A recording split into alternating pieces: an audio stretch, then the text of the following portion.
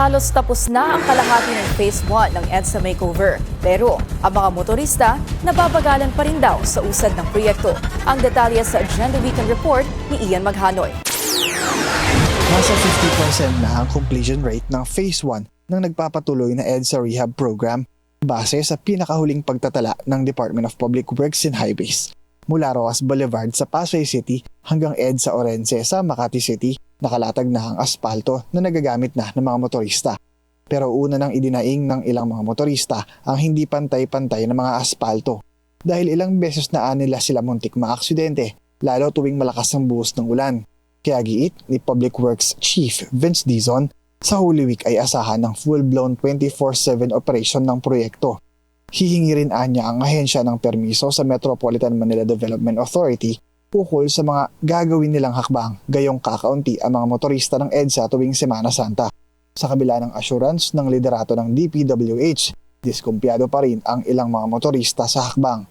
Masyado pa raw kasing matagal ang Abril para sila ay maghintay na tuluyang maayos ang uneven roads ng EDSA.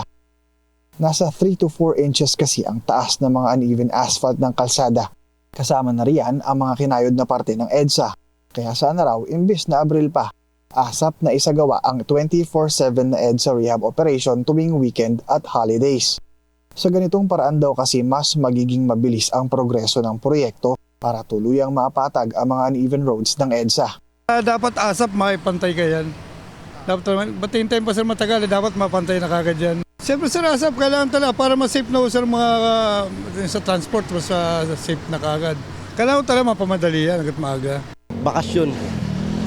Kasi bakasyon walang mga estudyante, di ba?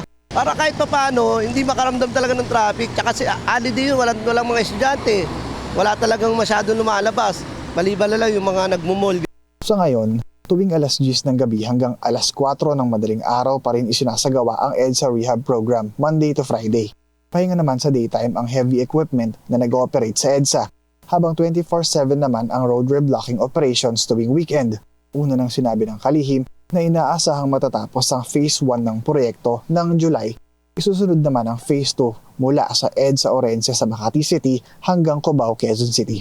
Para sa Agenda Weekend, Ian Maghanoy, Billionario News Channel.